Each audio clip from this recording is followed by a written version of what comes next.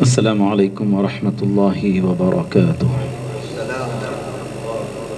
الحمد للہ وکفی وسلام علی عباده الذین اصطفی، اما بعد فاعوذ باللہ من الشیطان الرجیم، بسم اللہ الرحمن الرحیم۔ ورفعنا لك ذکرک، وقال تبارک وتعالی الا بذکر اللہ تطمئن القلوب۔ آمنت باللہ، صدق اللہ العظیم۔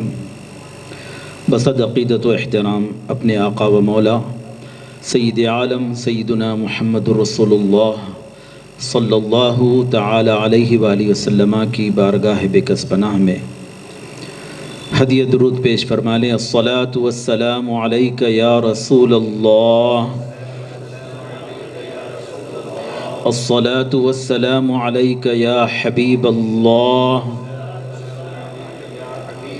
الصلاۃ والسلام علیک یا نبی اللہ، وعلی آلک واصحابک یا نور اللہ،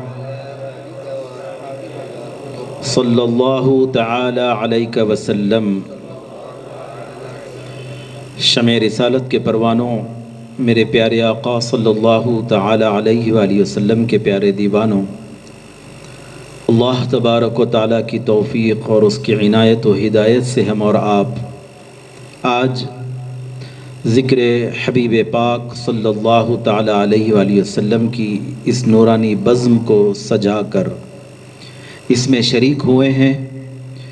یقیناً حبیب کریم صلی اللہ تعالی علیہ وآلہ وسلم کی مبارک نسبت سے جو کام آپ کی نسبت محبت سے، نسبت تعظیم و توقیر سے، نسبت احترام سے جو کام بھی انجام دیا جاتا ہے، اللہ رب العالمین کی بارگاہ میں وہ کام مقبول ہو جاتا ہے۔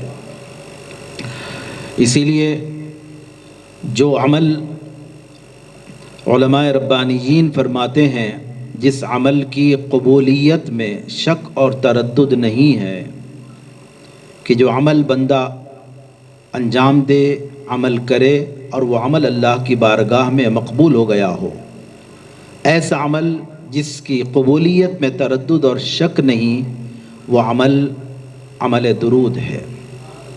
درود و سلام بندہ پڑھتا ہے تو رب تبارک و تعالیٰ کی بارگاہ میں اس کا پڑھا ہوا درود و سلام قبول ہی ہو جاتا ہے، رب تبارک و تعالیٰ اسے قبول ہی فرما لیتا ہے۔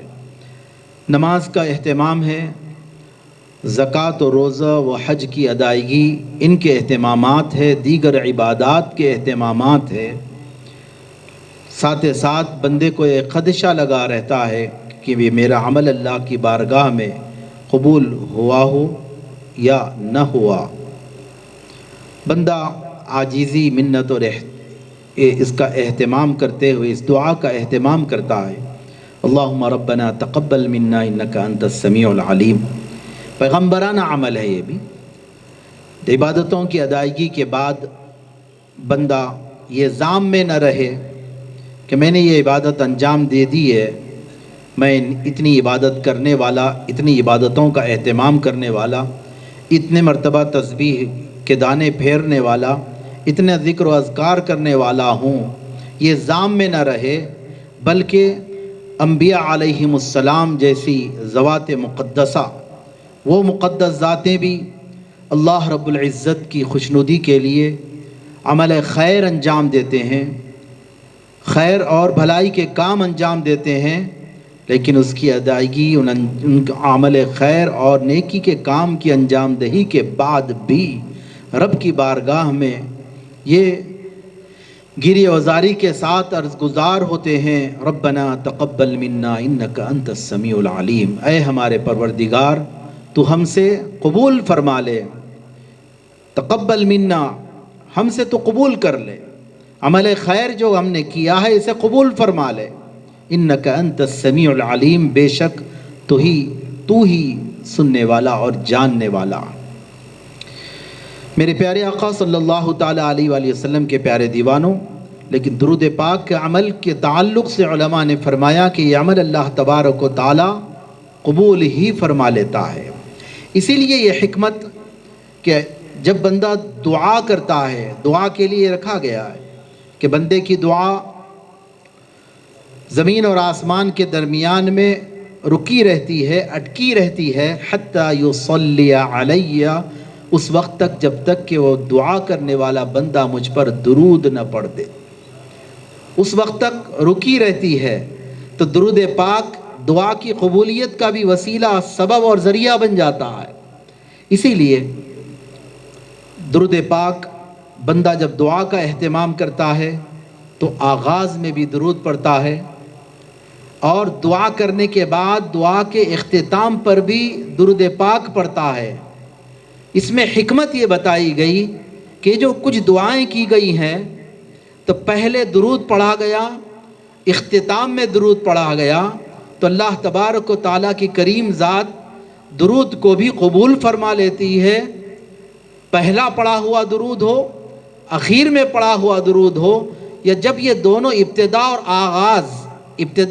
آغاز اور اختتام اور انتہا پر پڑھے ہوئے جب دونوں جانب کے درود کو قبول فرما لیتا ہے، وہ کریم پروردگار اپنے کرم سے درمیان میں کی جانے والی دعاؤں کو رد نہیں کرتا۔ پہلا عمل بھی قبول، اخیر عمل بھی قبول، بیچ کے قبول نہیں، ایسا نہیں ہوتا اس کریم کی ذات سے۔ یہ قوی امید اور یقین رکھا جائے کہ جب درود ابتدا میں پڑھا گیا تو وہ قبول فرما لیا، اختتام میں پڑھا جانے والا درود بھی قبول فرما لیا، تو درمیان میں کی جانے والی دعاؤں کو بھی رب کریم قبول فرما لیتا ہے۔ یہ حکمت ہے، آپ اس پر شاید توجہ گئی نہیں۔ علماء ربانیین نے اس بات کی وضاحت فرمائی، صراحت فرمائی، اور ہم عاشقان مصطفیٰ صلی اللہ تعالی علیہ وآلہ وسلم کی دلوں کی خوشی، روح کی تسکین کا باعث اس کو بنا دیا ہے۔ ہم درود پڑھتے ہیں تو یقینی طور پر توجہ، انہماک کے ساتھ، توجہ کے ساتھ، دلچسپی کے ساتھ، خوشی کے ساتھ، عقیدت اور محبت کے ساتھ درود پڑھتے ہیں کہ آقا کی بارگاہ میں یہ ہماری جانب سے نذران عقیدت ہے، نذران عقیدت ہے۔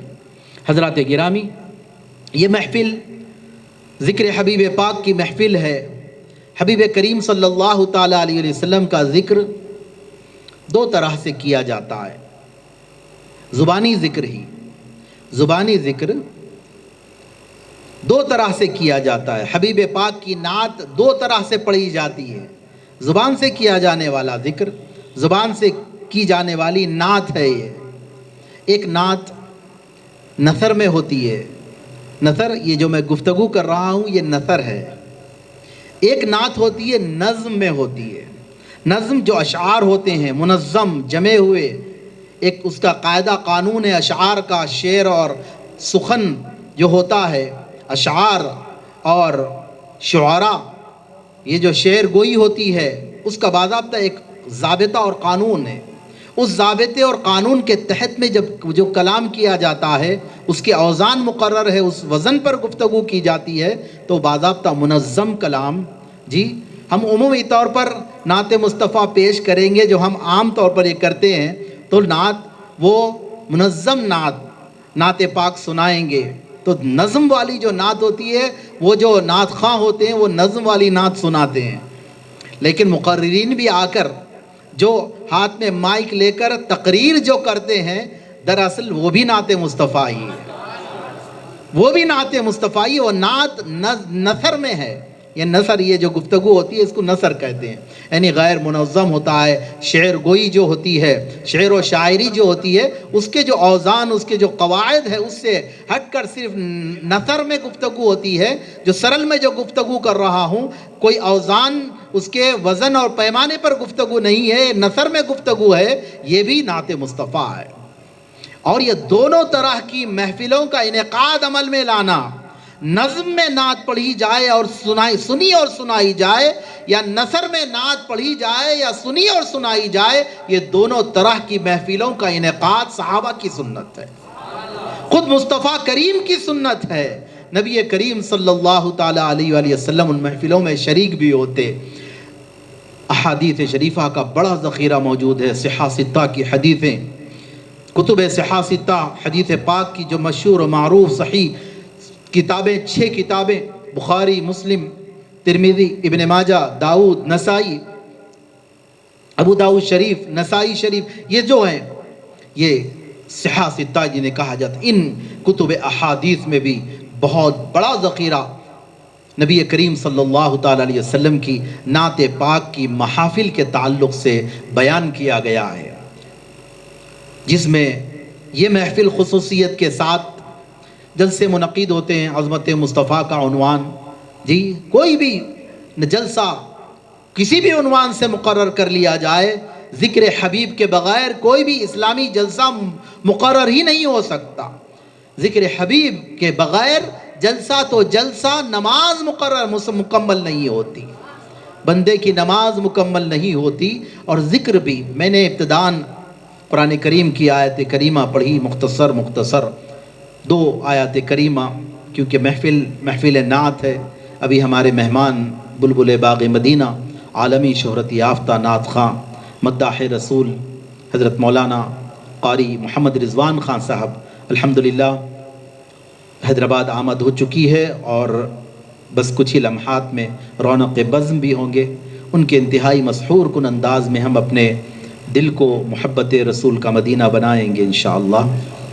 بہرکیف تو رب تبارک و تعالیٰ کا فرمان ہے وَرَفَعْنَا لَكَ ذِكْرَكَ، حبیب کریم صلی اللہ تعالیٰ علیہ وسلم کو اللہ پاک نے خطاب فرما کر فرمایا کہ اے حبیب، ہم نے آپ کی خاطر آپ کے ذکر کو بلند فرما دیا ہے۔ یہ سورہ آپ پڑھتے ہیں، آئندہ پڑھیں گے، سنیں گے، جب آپ غور کریں گے، اس کی گہرائی میں جائیں گے، رب تبارک و تعالیٰ اپنے حبیب کریم کے ذکر کو کس کس انداز سے قرآن کریم میں تکرار کے ساتھ شامل فرمایا ہے۔ اب سورہ انشراح ہے، اس کی ہر آیت میں تقریباً تمام آیتوں میں حبیب کریم صلی اللہ تعالیٰ علیہ وآلہ وسلم کا ذکر کو اللہ تعالیٰ نے شامل فرمایا۔ جو کا ہے، کا مخاطبت کے لیے، ایڈریس کرنے کے لیے سامنے جو استعمال ہوتا ہے، جیسے الم نشرح لک، لک، اے حبیب کیا ہم نے نہیں کھولا آپ کے لیے آپ کے سینے کو، آپ کے لیے، لکا، لا کے لیے، فور یو، کا، یہ یو کا جو تذکرہ ہے، اللہ پاک اپنے حبیب سے یوں کلام فرما رہا ہے، اے حبیب کیا ہم نے آپ کے لیے، اس آیت میں 2 مرتبہ ذکر آ گیا، لکا صدرک تک ایک آیت ہے، الم نشرح لکا صدرک ایک آیت ہے، حبیب کا ذکر 2 مرتبہ آ گیا، الم نشرح لکا صدرکا 2 مرتبہ حبیب کا ذکر آ گیا۔ اب آپ آیتیں آگے پڑھتے جائیے، الم نشرح لکا صدرک، کا یہ جو صدرکا، ووضعنا عنکا وزرکا 2 مرتبہ، دوسری آیت میں بھی 2 مرتبہ عنکا وزرک، وزرکا الذی انقض ظہرکا ورفعنا لکا ذکرکا، اللہ اکبر، اللہ اکبر۔ یہ دیکھیں حبیب کا ذکر آپ کے لیے، آپ سے آپ کے بوجھ کو ہم نے کیا کم نہیں کیا، جی وہ جو آپ کی پیٹھ کو توڑ رہا تھا، توڑا تھا، انقض ظہرکا، یہ حبیب کا ذکر ہے۔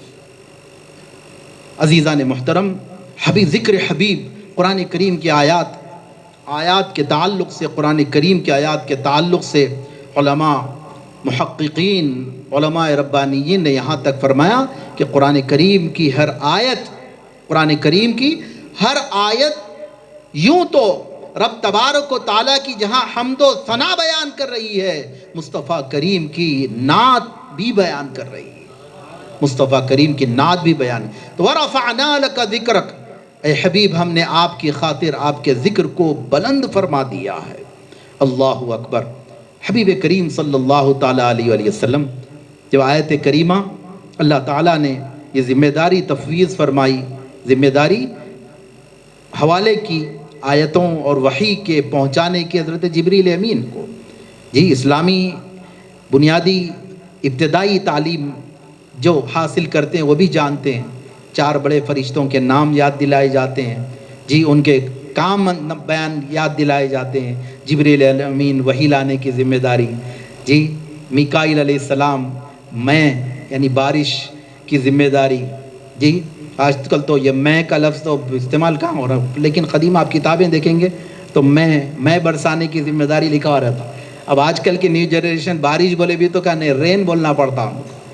اردو کے اخبارات میں بھی اور کتابوں میں بھی باضابطہ ایسے بہت سارے انگلش کے الفاظ ایسے داخل کر دیے گئے ہیں کہ بہت سارے الفاظ میں جو ہے سو وہ شامل اردو میں لکھا جا رہا ہے اس کو، جبکہ انگلش ہے وہ. تو میں بارش کو کہتے ہیں، میں برسانے یعنی بارش برسانے کی ذمہ داری. جی اسی طرح سور پھونکنے کی ذمہ داری، روح نکالنے کی ذمہ داری، یہ جو ذمہ داریاں، وحی لانے کی ذمہ داری حضرت جبریل امین وحی پہنچائے. حضرت جبریل امین نبی کریم صلی اللہ تعالیٰ علیہ وآلہ وسلم حضرت جبریل امین سے اس آیت کریمہ کے تحت تفاسیر میں آیا، مروی ہے یہ احادیث. حضور نے دریافت کیا کہ جبریل اس کے معنی و مطلب کیا ہے. جی اس کے معنی و مطلب کیا ہے. جبریل امین، حضرت جبریل امین اپنی جانب سے کیا کہتے ہیں وہ؟ جی وہی ان کو جو اجازت ملتی ہے وہی ان کو کہنا بھی ہے. وہی رب کریم کی بارگاہ میں حاضر ہو کر عرض گزار ہوتے ہیں کہ مولا تیرے حبیب نے یہ دریافت کیا ہے کہ یہ آیت تو نے جو نازل فرمائی وَرَفَعْنَا لَكَ ذِكْرَكَ، آپ کی خاطر اے حبیب ہم نے آپ کے ذکر کو بلند کر دیا ہے. مولا تو نے یہ آیت نازل فرمائی، تیرے حبیب نے استفسار کیا، سوال کیا کہ اس کے معنی و مطلب کیا ہے. مولا تبارک و تعالیٰ نے حضرت جبریل سے فرمایا کہ جبریل جاؤ میرے حبیب سے یہ سنا دو، اس کے معنی و مطلب جا کر بتا دو. اذا ذکرت ذکرتا، اے میرے حبیب اس کا معنی و مطلب ہم نے آپ کی خاطر آپ کے ذکر کو بلند کر دیا ہے. اس کے معنی و مطلب میرے پاس یہ ہے کہ اذا ذکرت ذکرتا، جب بھی میرا ذکر کیا جائے گا آپ کا بھی ذکر ہوگا. جب بھی میرا ذکر ہوگا آپ کا بھی ذکر ہوگا. اس کے معنی و مطلب رب کریم نے یہ بیان فرمائے ہیں. حضرات گرامی خطبوں میں، ممبروں، محراب میں نبی کریم صلی اللہ تعالیٰ علیہ وسلم کے ذکر کے بغیر نہ ممبر کا عمل، نہ ممبر کی عبادت، نہ محراب کی عبادت مکمل ہوتی ہے. نماز اہم الفرائض ہیں، اہم الفرائض ہیں. نماز مکمل نہیں ہوتی ذکر حبیب کے ذریعے بغیر، صلاۃ و سلام حضور کی بارگاہ میں پیش کیے بغیر نماز مکمل نہیں ہوتی. حبیب پاک کا ذکر ہے. حضرات گرامی یہ آیت کریمہ اللہ تبارک و تعالیٰ کے ذکر سے دلوں کو اطمینان حاصل ہوتا ہے. یہ بھی سنتے ہیں ذکر کے فضائل کے باب میں ملتی ہے، لیکن قرآن کے مفاہیم خود حضور نبی کریم صلی اللہ تعالیٰ علیہ وسلم کے ارشادات، حضور کا فرمان ہے. جی حضور کو جوامع الکلم عطا کیے گئے. اوتیتو جوامع الکلم، نبی کریم صلی اللہ تعالیٰ علیہ وسلم کا فرمانے والا شان ہے، مجھے جوامع الکلم سے نوازا گیا ہے. یہ جوامع الکلم کیا ہے؟ شارحین حدیث فرماتے ہیں جوامع الکلم یعنی کلمہ جو ہوتا شارٹ ہوتا، اس کے معانی کا ایک سمندر ہوتا ہے. اس کے اندر کئی طرح کے معانی. اللہ تبارک و تعالیٰ جس پر جتنے معانی کھولے اتنے معانی اور مطالب کھلتے جاتے ہیں. کلمہ مختصر ہوتا ہے لیکن معانی کا سمندر اس میں پایا جاتا ہے، میننگز کا سمندر اس کے اندر پایا جاتا ہے، اس کے معنی و مطلب کا. جوامع الکلم. جب حضور کے ارشادات احادیث کا یہ عالم ہے تو پھر قرآن کے معاملہ کیا ہوگا؟ قرآن بھی وحی ہے اور حضور کے ارشادات بھی وحی ہے. یہ بھی ہم جان لیں، قرآن وحی خدا ہے. حضور جو فرما رہے وہ کیا ہے؟ وہ بھی وحی ہے. جی وما ينطق عن الهوى ان هو الا وحی یوحى. میرے مصطفیٰ اپنی جانب سے، اپنے خواہش سے، اپنے دل سے کچھ نہیں بولتے، وہ جو بھی فرماتے ہیں وہ وحی خدا ہوتی ہے. اللہ پاک خود قرآن میں فرمایا. اسی لیے وحی جلی اور وحی خفی فرمایا گیا. یہ علماء نے یہ اس بات کو بیان کیا. یہ قرآن جو ہے یہ بھی اللہ کی جانب سے وحی کردہ ہے. قرآن اللہ کی جانب سے وحی کردہ ہے. وحی جلی ہے یہ جو قرآن کہہ کر بیان کر دیا گیا. بقیہ دیگر ارشادات مصطفیٰ وہ بھی وحی ہے لیکن وحی خفی اس کو کہا جاتا ہے. وحی خفی یعنی چھپی ہوئی وحی. خفی جو کہتے ہیں چھپی ہوئی وحی ہے. یہ وحی جو حدیثیں ہیں وہ وحی ہے. وہ بھی تو رب تبارک و تعالیٰ کا جو فرمان ہے تو مولا تعالیٰ نے فرمایا الا بذکر اللہ تطمئن القلوب، خوب سن لو، آگاہ ہو جاؤ، دلوں کو اطمینان تو ذکر اللہ سے ہی حاصل ہوتا ہے۔ الا بذکر اللہ، یہ جو ترکیب ہے گرامیٹیکلی، جی گرامیٹیکلی جو ترتیب ہے، اس کے جو معنی یوں ہوتے، اللہ خوب سن لو، دلوں کو اطمینان تو اللہ کے ذکر سے ہی حاصل ہوتا ہے، یہ اس کا معنی ہے۔ اب معنی جو میں ذکر کر رہا ہوں، ذکر جو عام طور پر اللہ کا ذکر، اللہ اللہ اللہ، یہ بھی ذکر ہے، ایک بھی یہ معنی بھی ہے، معانی کا سمندر پایا جاتا ہے۔ جو میں نے جو عرض کیا حدیثوں کا جو جوامع الکلم ہے، تو بھی قرآنی آیات جو وحی جلی ہے، وہ بھی جوامع الکلم کا وہ تو آخری معاملہ ہوگا۔ تو یہ تو علماء ربانیین نے فرمایا اللہ تبارک و تعالیٰ نے اپنے حبیب کریم صلی اللہ تعالیٰ علیہ وسلم کو جو مبارک ناموں سے سرفراز فرمایا ہے، حضور کے نام بھی رحمت اللہ، حضور اللہ کی رحمت ہے، رحمت للعالمین، فضل اللہ، اللہ کا فضل ہے، منت اللہ، اللہ کا احسان ہے، جی نعمت اللہ، اللہ کی نعمت ہے، جی یہ حضور کے مبارک ناموں میں سے ہے۔ تو وہیں پر حضور کے مبارک ناموں میں سے ایک نام ذکر اللہ بھی ہے، اللہ کا ذکر۔ اور آپ یہ نام یہ کتابوں میں آپ ڈھونڈیں اپنی جگہ، لیکن مسجد نبوی شریف جائیں تو قبلے کی جانب دیوار پر نبی کریم صلی اللہ تعالی علیہ وسلم کے مبارک نام لکھے ہوئے ہیں۔ ابتدا سے باب السلام سے داخل ہوں گے، مواجہ شریف میں حضور کے روضہ اقدس کے سامنے سلام کی عرضی کے لیے جہاں سے بندہ داخل ہو کر باب البقیع کی جانب باہر نکلتا ہے، داخل ہوتے ہی پہلے سے ابتدا سیدھی جانب جو نام لکھے ہوئے ہیں نبی پاک صلی اللہ تعالی وسلم کے مبارک ناموں میں سے، محمد صلی اللہ علیہ وسلم، احمد صلی اللہ علیہ وسلم، محمود صلی اللہ علیہ وسلم۔ اسی طرح حضور کے مبارک ناموں کا ایک سلسلہ ہے۔ وہیں پر آگے بڑھتے ہوئے آپ یہ نام بھی اس کے اندر پڑھیں گے، نعمت اللہ بھی ہے، فضل اللہ بھی ہے، تو ذکر اللہ بھی ملے گا۔ سبحان اللہ، نعرہ تکبیر، نعرہ رسالت، نبی رحمت کی غلامی، سنی دعوت اسلامی، نبی رحمت کی غلامی، نعمت اللہ بھی ہے تو ذکر اللہ صلی اللہ علیہ وسلم۔ ہر نام کسی میں ایک نام لکھا ہوا ہے لیکن ساتھ ساتھ صلی اللہ علیہ وسلم، کسی میں دو نام ہے، اس کے حساب سے جتنی الفابیٹس کی حروف ہیں اس کے حساب سے کسی میں دو لکھے گئے ہیں، تو کسی میں تین نام بھی لکھے گئے ہیں، تو لیکن ساتھ ہی صلی اللہ علیہ وسلم بھی لکھا ہوا ہے۔ آپ اس پر غور کریں اور پڑھیں ان ناموں کو، جی تو اس میں ذکر اللہ بھی حضور کا مبارک نام لکھا ہوا ہے، پھر صلی اللہ علیہ وسلم پھر لکھا ہوا ہے۔ کیا مطلب؟ ذکر اللہ، اللہ کا ذکر۔ تو ذکر اللہ کون ہوئے؟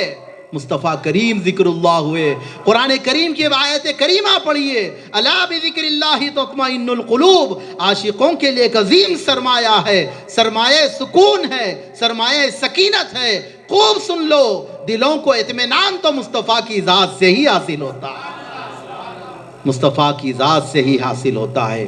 حضرات گرامی، یہ اطمینان اور سکون آپ کو دیکھنا ہو تو صحابہ کرام کی زندگیوں میں دیکھیے، ان کی زندگیوں میں دیکھیے کہ حضور نبی کریم صلی اللہ تعالی علیہ وسلم کی معیت، سنگت اور صحبت، حضور کے دیدار سے جو سکون کی دولت ان کو حاصل ہوتی تھی، اور جب کبھی حبیب کریم صلی اللہ تعالی علیہ وسلم کی سنگت صحبت سے دوری ہوتی تو طبیعتوں میں بے چینی اور کرب کی اور بے قراری کی کیفیت طاری ہو جاتی تھی۔ حضرت ثوبان رضی اللہ تعالیٰ عنہ کا واقعہ اس پر ہم کو گواہی کے طور پر ملتا ہے۔ حضرت ثوبان رضی اللہ تعالیٰ عنہ صحابی رسول ہیں، حضور کی بارگاہ میں بے چینی بے قراری کے ساتھ حضور کی بارگاہ میں حاضر ہو کر عرض کرتے ہیں کہ یا رسول اللہ، میں جب آخرت کا سوچتا ہوں تو میری طبیعت میں بے چینی بے قراری کا غلبہ ہو جاتا ہے۔ حضور نے پوچھا کہ کیا بات ہے ثوبان؟ عرض کیا کہ یا رسول اللہ، یہاں پر ہوں تو جب بھی طبیعت میں بے چینی بے قراری پیدا ہوتی ہے، بے سکونی کی کیفیت طاری ہوتی ہے، تو آقا چلا کشاں آپ کی بارگاہ میں چل کر آ جاتا ہوں، آپ کا دیدار کر لیتا ہوں، در و دیوار دیکھ لیتا ہوں، آقا سکون حاصل ہو جاتا ہے۔ لیکن آقا کل مرنے کے بعد اللہ تبارک و تعالیٰ اپنے فضل سے آپ کے صدقے میں جنت بھی عطا فرما دے گا۔ تو آپ نے جنت کے درجات بیان فرمائے ہیں۔ جنت میں ایمان والوں کے درجات ہوں گے، عام ایمان والے درجے میں، پھر اوپر اور بڑے درجے والے، پھر اوپر اور بڑے درجے والے، اور ایک درجے اور دوسرے درجے کے درمیان کی مسافتیں بھی آپ نے بیان فرمائی ہے، بڑی طویل مسافت۔ جنت کے ایک درجے اور دوسرے درجے کے درمیان کی مسافتیں آپ نے بیان فرمائی ہے۔ پھر آقا مجھ کو جنت مل بھی گئی آپ کے قدموں کے صدقے میں، تو آقا میں نہ جنت میں کہاں ہوں گا، اور آپ کا مقام اعلیٰ و ارفع آپ جنت میں کہاں ہوں گے آقا؟ یہ خیال مجھ کو ستائے جا رہا ہے، اور میں بڑا غمگین اور حزن و ملال اور رنجیدگی میں مبتلا ہوں۔ نبی پاک صلی اللہ تعالیٰ علیہ وسلم نے اپنے عاشق کی جب اس کیفیت کو ملاحظہ فرمایا تو میرے آقا نے فرمایا، یا ثوبان انت مع من احببت یوم القیامہ، ثوبان تو اسی کے ساتھ رہے گا قیامت کے دن جس سے تو محبت کرتا ہے۔ اللہ اکبر۔ حضرات گرامی، یہ ہے سکون، الا بذکر اللہ تطمئن القلوب۔ فردوس کے درجوں کو سن کر اصحاب نبی نے غم سے جب جیوں کہا، جنت میں نہ ہو آقا کا اگر دیدار ہمارا کیا ہوگا۔ میرے بابا حضرت حضور خطیب الاسلام تاج العلماء حضرت شاہ الطاف حسین فاروقی رحمۃ اللہ تعالی علیہ نے اپنے کلام میں، نعتیہ کلام میں، اس شعر کو یوں آپ نے ضبط تحریر فرمایا کہ فردوس کے درجوں کو سن کر اصحاب نبی نے غم سے یوں کہا، جنت میں نہ ہو آقا کا اگر دیدار ہمارا کیا ہوگا۔ وہ جنت کس کام کی جس میں میرے محبوب کا دیدار نہ ہو۔ اللہ اکبر۔ دلوں کو اطمینان حاصل ہوتا ہے، مصطفیٰ کریم سے ہی دلوں کو اطمینان حاصل ہوتا ہے۔ حضرات گرامی، اور صحابہ فرماتے ہیں حضرت ثوبان خوشی سے مچل گئے، اور حضور کا جب یہ ارشاد صحابہ کے درمیان میں بھی آیا، جی عید الفطر کی خوشیاں، عید الاضحیٰ کی خوشیاں، بقرعید اور رمضان کی عید کی خوشیاں کدھر گئیں؟ ساری خوشیوں میں کہ عید کے دنوں میں سب سے بڑا خوشی کا دن وہی دن تھا جس دن آقا کریم نے اپنے عاشقوں کو اس ارشاد سے نوازا کہ تم انہی کے ساتھ ہوگے جن سے تم محبت کریں گے۔ وہ اپنے آقا کریم، اپنے محبوب سے ویسی سچی محبت کرتے تھے جس کی بنا پر وہ خوشی اور مسرتوں کا ان کا عالم ہے۔ حضرات گرامی، یہ مبارک محفل عشق رسول، محبت رسول میں اضافے کا سبب ایسی محفلیں بنتی ہے۔ حضرات گرامی، الحمدللہ ہم اور آپ یہاں جمع ہیں، اور ایک پرسوز آواز میں جی مداح رسول حضرت مولانا قاری رضوان خان صاحب سے انشاءاللہ ہم کلام سنیں گے، اور عشق رسول کی گرمی اپنے اندر اور مزید اضافہ کریں گے۔ یقیناً تمام عاشقان مصطفیٰ یہاں جمع ہیں۔ اللہ تبارک و تعالیٰ کہنے سننے کو قبول فرمائے، اور اس مبارک محفل کی حاضری کو قبول فرمائے، اور رب تبارک و تعالیٰ اسے ہماری اپنی نجات، ہمارے اپنے والدین کی نجات و بخشش کا سبب و ذریعہ بنائے، ہمارے اپنے ایمان کی تقویت کا، مضبوطی کا سبب و ذریعہ بنائے، اور عشق رسول میں جلائے ہماری اپنے آنے والی قیامت تک، تا قیام قیامت آنے والی نسلوں کو مصطفیٰ کریم کا سچا عاشق اور غلام بیدام بنائے رکھے۔ آمین بجاہ سید المرسلین، وصلی اللہ تعالی علیہ وعلی آلہ وصحبہ اجمعین، والحمد للہ رب العالمین۔